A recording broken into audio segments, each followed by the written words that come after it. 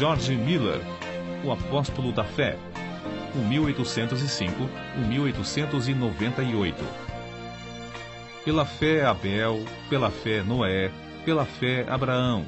Assim é que o Espírito Santo conta as incríveis proezas que Deus fez por intermédio dos homens que ousavam confiar unicamente nele. Foi no século XIX que Deus acrescentou o seguinte a essa lista. Pela fé, George Miller levantou orfanatos, alimentou milhares de órfãos, pregou a milhões de ouvintes em redor do globo e ganhou multidões de almas para Cristo. George Miller nasceu em 1805 de pais que não conheciam a Deus. Com a idade de 10 anos, foi enviado a uma universidade a fim de preparar-se para pregar o Evangelho. Não, porém, com o alvo de servir a Deus, mas para ter uma vida cômoda. Gastou esses primeiros anos de estudo nos mais desenfreados vícios, chegando, certa vez, a ser preso por 24 dias. Jorge, uma vez solto, esforçava-se nos estudos, levantando-se às 4 horas da manhã, e estudando o dia inteiro até às 10 da noite. Tudo isso, porém, ele fazia para alcançar uma vida descansada de pregador. Aos 20 anos de idade, contudo, houve uma completa transformação na vida desse moço. Assistiu a um culto onde os crentes, de joelhos, pediam que Deus fizesse cair sua bênção sobre a reunião. Nunca se esqueceu desse culto, pois viu, pela primeira vez, crentes orando ajoelhados. Ficou tão profundamente comovido com o ambiente espiritual que passou a buscar também a presença de Deus, costume esse que não abandonou durante o resto da vida. Foi nesses dias, depois de sentir-se chamado para ser missionário, que se hospedou durante 2 meses no famoso orfanato de A. H. Frank. Apesar de esse fervoroso servo de Deus, o Sr. Frank, ter morrido quase 100 anos antes, em 1727, o seu orfanato continuava a funcionar com as mesmas regras de confiar inteiramente em Deus para todo sustento. Mais ou menos ao mesmo tempo em que George Miller hospedou-se no orfanato um certo dentista, o Sr. Graves. Ele havia abandonado suas atividades, que lhe rendiam um salário de $7.500 por ano, a fim de ser missionário na Pérsia, confiando só nas promessas de Deus para suprir todo o seu sustento. Foi assim que George Miller, o novo pregador, recebeu nessa visita a inspiração que o levou mais tarde a fundar seu orfanato sobre os mesmos princípios. Logo depois de abandonar sua vida de vícios para andar com Deus, chegou a reconhecer o erro, mais ou menos universal, de ler muito acerca da Bíblia e quase nada da Bíblia. Esse livro tornou-se a fonte de toda a sua inspiração e o segredo do seu maravilhoso crescimento espiritual. Ele mesmo escreveu: O Senhor me ajudou a abandonar os comentários e a usar a simples leitura da Palavra de Deus como meditação. O resultado foi que, quando a primeira noite fechei a porta do meu quarto para orar e meditar sobre as Escrituras, aprendi mais em poucas horas do que antes durante alguns meses. A maior diferença, porém, foi que recebi, assim, força verdadeira para a minha alma. Antes de falecer, disse que lera a Bíblia inteira cerca de 200 vezes. 100 vezes o fez estando de joelhos. Quando estava ainda no seminário, após os cultos domésticos realizados à noite com os outros alunos, frequentemente continuava orando até a meia-noite. De manhã, ao acordar, chamava-os de novo para a oração às 6 horas. Certo pregador, pouco tempo antes da morte de George Miller, perguntou-lhe se orava muito. A resposta foi esta: algumas horas todos os dias, e ainda vivo no espírito de oração. Oro enquanto ando, enquanto deitado e quando me levanto. Estou constantemente recebendo respostas. Uma vez persuadido de que certa coisa é justa, continuo a orar até receber. Nunca deixo de orar. Milhares de almas têm sido salvas em resposta às minhas orações. Espero encontrar dezenas de milhares delas no céu. O grande ponto é nunca cansar de orar antes de receber a resposta. Tenho orado 52 anos, diariamente, por 2 homens, filhos de um amigo da minha mocidade. Não são ainda convertidos, porém, espero que o venham a ser. Como pode ser de outra forma? Há promessas inabaláveis de Deus e sobre elas eu descanso. Não muito antes de seu casamento, não se sentia bem com o costume de receber salário fixo, preferindo confiar em Deus em vez de confiar nas promessas dos irmãos. Deu sobre isso as 3 seguintes razões. Primeira, um salário significa uma importância designada, geralmente adquirida do aluguel dos bancos. Mas a vontade de Deus não é alugar bancos. Tiago, capítulo 2, versículos 1 ao 6. Segunda, o preço fixo de um assento na igreja, às vezes, é pesado demais para alguns filhos de Deus, e não quero colocar o menor obstáculo no caminho do progresso espiritual da igreja. Terceira, toda a ideia de alugar os assentos e ter salário torna-se tropeço para o pregador, levando-o a trabalhar mais pelo dinheiro do que por razões espirituais.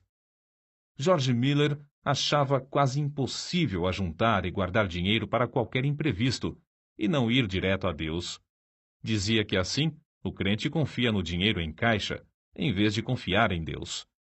Um mês depois de seu casamento, colocou uma caixa no salão de cultos e anunciou que podiam deitar lá as ofertas para o seu sustento, e que, daí em diante, não pediria mais nada, nem a seus amados irmãos, porque, como ele disse, sem me aperceber, tenho sido levado a confiar em braços de carne, mas o melhor é ir diretamente ao Senhor.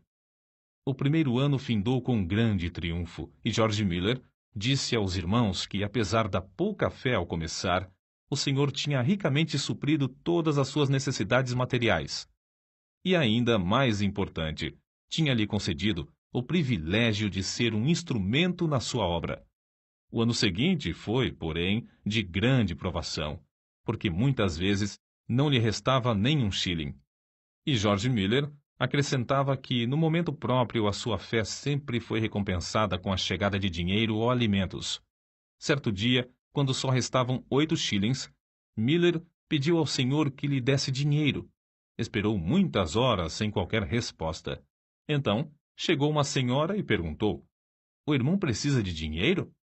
Isso foi para ele uma grande prova de fé. Entretanto, o pastor respondeu: "Minha irmã, eu disse aos irmãos, quando abandonei meu salário, que só informaria ao Senhor a respeito das minhas necessidades. Mas", respondeu a senhora, "ele me disse que eu lhe desse isto." E colocou 42 shillings na mão do pregador. Outra vez, Miller e sua família passaram 3 dias sem ter dinheiro em casa e foram fortemente assaltados pelo diabo com a ideia de que haviam errado em aceitar a doutrina de fé nesse sentido. Quando, porém, voltou ao seu quarto, achou 40 shillings que uma irmã deixara. Ele acrescentou então: "Assim triunfou o Senhor e nossa fé foi fortalecida." Antes de findar o ano, acharam-se de novo inteiramente sem dinheiro, num dia em que tinham de pagar o aluguel. Pediram a Deus e o dinheiro foi enviado. Nessa ocasião, George Miller fez para si a seguinte regra, da qual nunca mais se desviou: "Não nos endividaremos, porque achamos que tal coisa não é bíblica." Romanos capítulo 13, versículo 8. E assim não teremos contas a pagar.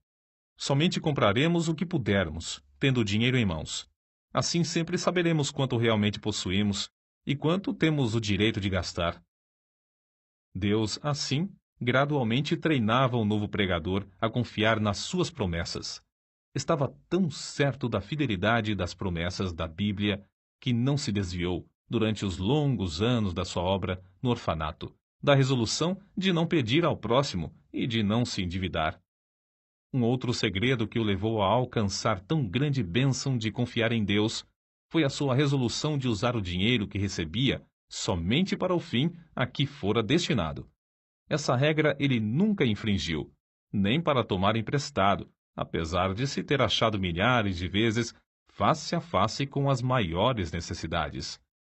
Nesses dias, quando começou a provar as promessas de Deus, ficou comovido pelo estado dos órfãos e pobres crianças que encontrava nas ruas. Reuniu algumas dessas crianças para comer consigo às 8 horas da manhã e, a seguir, durante 1 hora e meia, ensinava-lhes as Escrituras.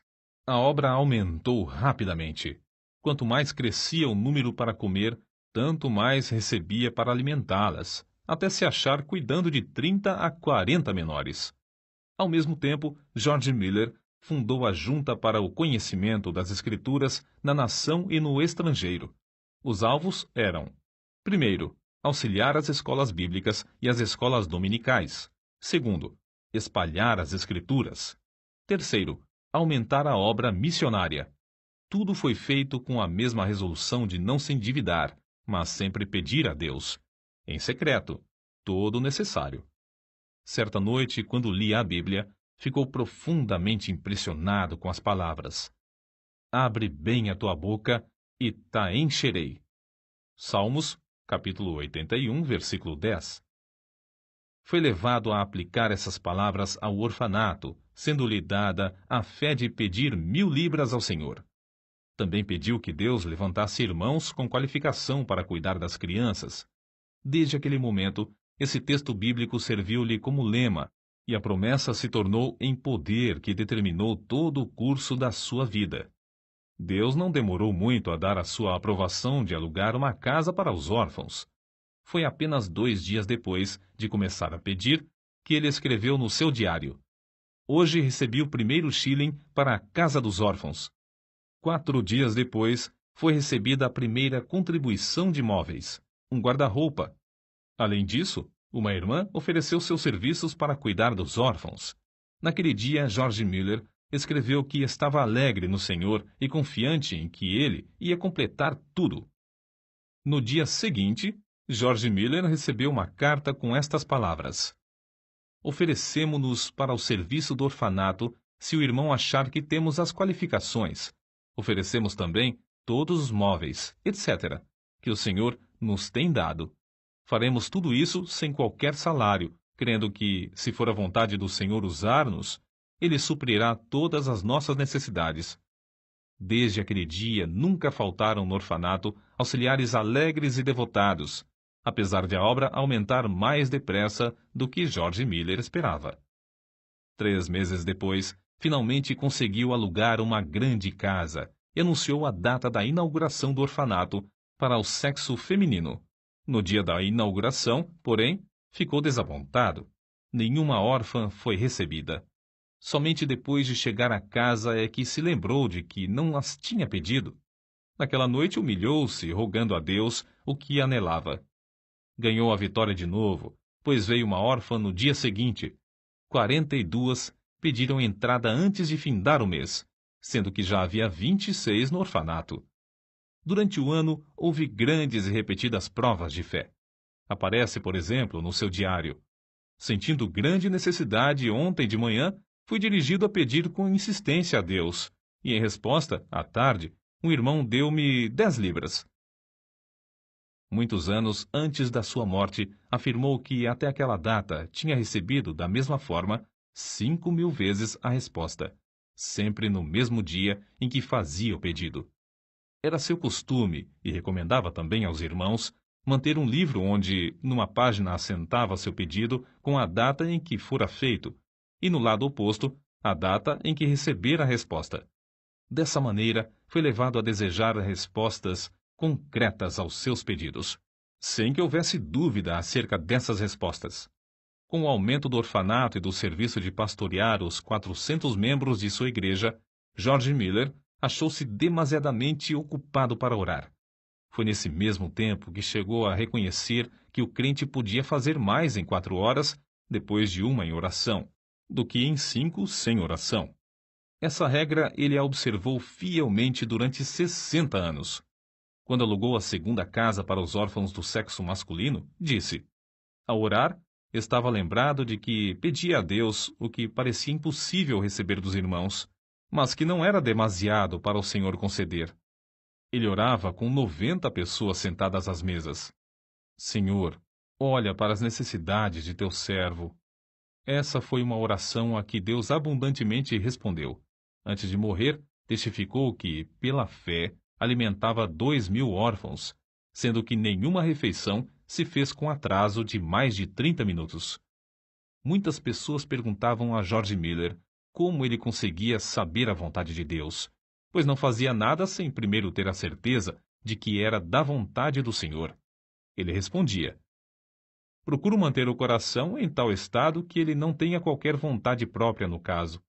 De 10 problemas, já temos a solução de 9, quando conseguimos ter um coração entregue para fazer a vontade do Senhor, seja essa qual for.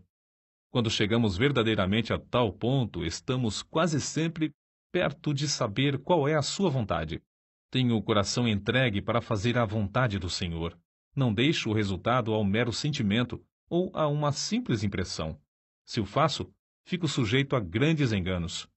Procuro a vontade do Espírito de Deus por meio da sua palavra. É essencial que o Espírito e a palavra acompanhem um ao outro. Se eu olhar para o Espírito sem a palavra, fico sujeito também a grandes ilusões. Depois, considero as circunstâncias providenciais. Essas, ao lado da palavra de Deus e do seu Espírito, indicam claramente a sua vontade. Peço a Deus em oração que me revele a sua própria vontade. Assim, depois de orar a Deus, estudar a palavra e refletir, chego à melhor resolução deliberada que posso com a minha capacidade e conhecimento. Se eu continuar a sentir paz, no caso, depois de 2 ou 3 petições mais, sigo conforme essa direção. Nos casos mínimos e nas transações de maior responsabilidade, sempre acho esse método eficiente. George Miller, 3 anos antes da sua morte, escreveu: Não me lembro em toda a minha vida de crente, num período de 69 anos, de que eu jamais buscasse, sinceramente e com paciência, saber a vontade de Deus pelo ensinamento do Espírito Santo por intermédio da palavra de Deus, e que não fosse guiado certo. Se me faltava, porém, sinceridade de coração e pureza perante Deus, ou se eu não olhava para Deus com paciência pela direção, ou se eu preferia o conselho do próximo ao da palavra do Deus vivo, então errava gravemente. Grifo do autor. Sua confiança no pai dos órfãos era tal que nenhuma só vez recusou-se a aceitar crianças no orfanato. Quando lhe perguntavam por que assumira o encargo do orfanato, respondia que não fora apenas para alimentar os órfãos material e espiritualmente, mas o primeiro objetivo básico do orfanato era, afirmava, e ainda é, que Deus seja magnificado pelo fato de que os órfãos, sob os meus cuidados, foram e estão sendo supridos de todo o necessário, somente por oração e fé, sem que eu, nem meus companheiros de trabalho, precisemos pedir ao próximo. Por isso mesmo se pode ver que Deus continua fiel e ainda responde às nossas orações. Em resposta a muitos que queriam saber como o crente pode adquirir tão grande fé, deu as seguintes regras. Primeira, lendo a Bíblia e meditando sobre o texto lido, chega-se a conhecer a Deus por meio de oração. Segunda, procurar manter um coração íntegro e uma boa consciência. Terceira, se desejamos que a nossa fé cresça, não devemos evitar aquilo que a prove e por meio do qual ela seja fortalecida. Ainda mais um ponto. Para que a nossa fé se fortaleça, é necessário que deixemos Deus agir por nós ao chegar a hora da provação, e não procurar a nossa própria libertação. Se o crente desejar grande fé, deve dar tempo para Deus trabalhar. Os 5 prédios construídos de pedras lavradas e situados em Ashley Hill, Bristol, Inglaterra, com 1.700 janelas e lugar para acomodar mais de 2.000 pessoas, são testemunhas atuais dessa grande fé sobre a qual ele escreveu. Cada uma dessas dádivas, devemos nos lembrar, George Miller lutou com Deus em oração para obter.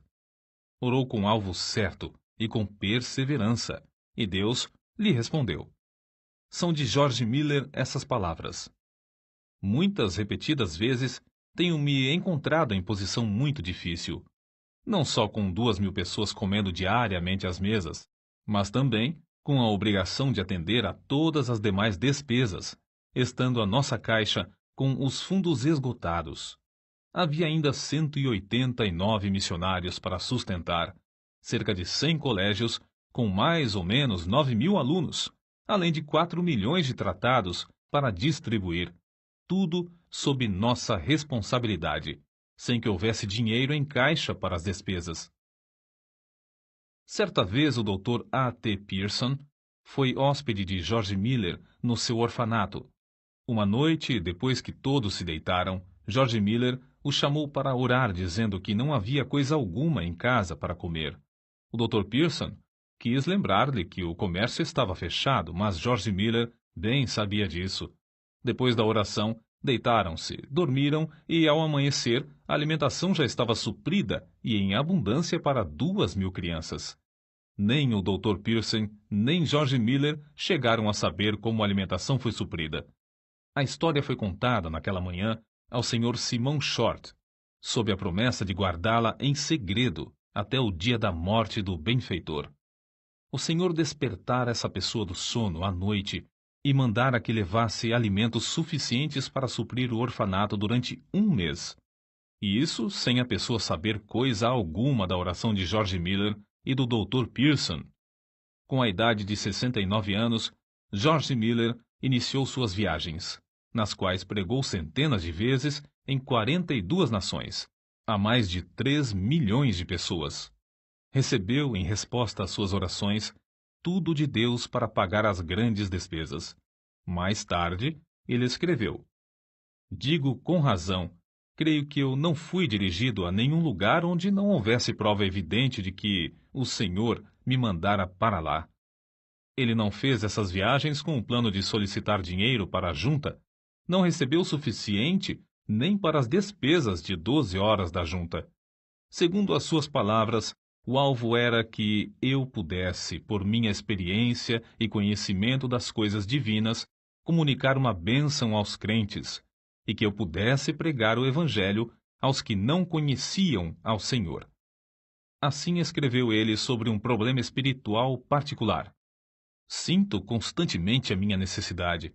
Nada posso fazer sozinho sem cair nas garras de Satanás. O orgulho, a incredulidade ou outros pecados me levariam à ruína. Sozinho não permaneço firme um momento. Que nenhum ouvinte pense que, devido à minha dedicação, eu não me possa inchar ou me orgulhar, ou que eu não possa descrer de Deus." O estimado evangelista Carlos Ingles contou a respeito de George Miller.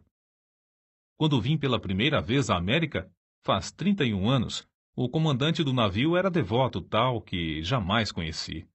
Quando nos aproximamos da Terra Nova, ele me disse: 'Senhor Ingles, a última vez que passei aqui, há 5 semanas, aconteceu uma coisa tão extraordinária que foi a causa de uma transformação de toda a minha vida de crente. Até aquele tempo, eu era um crente comum. Havia a bordo um homem de Deus, o Sr. George Miller, de Bristol. Eu tinha passado 22 horas sem me afastar da ponte de comando, nem por um momento, quando fui assustado por alguém que me tocou no ombro. Era o Sr. George Miller. Houve então entre nós o seguinte diálogo: 'Comandante', disse o Sr. Miller, 'vim dizer-lhe que tenho de estar em Quebec no sábado à tarde.' Era quarta-feira. 'Impossível', respondi. 'Pois bem, se seu navio não pode levar-me, Deus achará outro meio de transporte. Durante 57 anos nunca deixei de estar no lugar à hora em que me achava comprometido. Teria muito prazer em ajudá-lo, mas o que posso fazer? Não há meios. Vamos aqui dentro para orar', sugeriu Miller. Olhei para aquele homem e disse a mim mesmo: de qual casa de doidos escapou este? Nunca eu ouvira alguém falar desse modo. Senhor Miller, veja como é espessa essa neblina. Não, respondeu ele. Os meus olhos não estão na neblina, mas no Deus vivo que governa todas as circunstâncias da minha vida. O Sr. Miller caiu de joelhos e orou da forma mais simples possível. Eu pensei, é uma oração como a de uma criança de 8 ou 9 anos. Foi mais ou menos assim que ele orou. Ó Senhor, se for da tua vontade, retira esta neblina dentro de 5 minutos. Sabes como me comprometi a estar em Quebec no sábado. Creio ser isto a tua vontade. Quando findou, eu queria orar também, mas o Sr. Miller pôs a sua mão no meu ombro e pediu que não o fizesse, dizendo: Comandante, primeiro, o senhor não crê que Deus faça isso, e, em segundo lugar, eu creio que ele já o fez. Não há, pois, qualquer necessidade de o senhor orar nesse sentido. Conheço, comandante, o meu senhor há 57 anos, e não há dia em que eu não tenha audiência com ele. Levante-se, por favor. Abra a porta e verá que a neblina já desapareceu. Levantei-me, olhei, e a neblina havia desaparecido. No sábado à tarde, George Miller estava em Quebec. Para ajudá-lo a levar a carga dos orfanatos e apropriar-se das promessas de Deus em oração, lado a lado com ele, George Miller tinha consigo, havia quase 40 anos, uma esposa sempre fiel. Quando ela faleceu, milhares de pessoas assistiram ao seu enterro, das quais cerca de 1.200 eram órfãs. Ele mesmo, fortalecido pelo Senhor, conforme confessou, dirigiu os cultos fúnebres no templo e no cemitério. Com a idade de 90 anos, pregou o sermão fúnebre da segunda esposa, como fizera na morte da primeira. Uma pessoa que assistiu a esse enterro assim se expressou: tive o privilégio, sexta-feira, de assistir ao enterro da senhora Miller e presenciar um culto simples, que foi, talvez pelas suas peculiaridades, o único na história do mundo. Um venerável patriarca preside o culto do início ao fim. Com a idade de 90 anos, permanece ainda cheio daquela grande fé que o tem habilitado a alcançar tanto e que o tem sustentado em emergência, problemas e trabalhos de uma longa vida. No ano de 1898, com a idade de 93 anos, na última noite antes de partir para estar com Cristo, sem mostrar sinal de enfraquecimento das forças físicas, deitou-se como de costume. Na manhã do dia seguinte, foi chamado, na expressão usada por um amigo pessoal. O querido ancião Miller desapareceu de nosso meio para o lar, quando o mestre abriu a porta e o chamou ternamente, dizendo: Vem.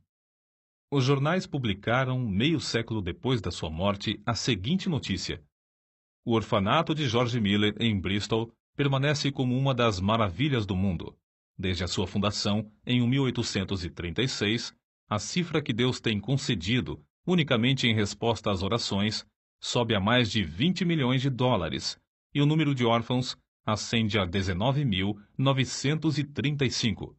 Apesar de os vidros de cerca de 400 janelas terem sido partidos recentemente por bombas, durante a Segunda Guerra Mundial, nenhuma criança e nenhum auxiliar foi ferido.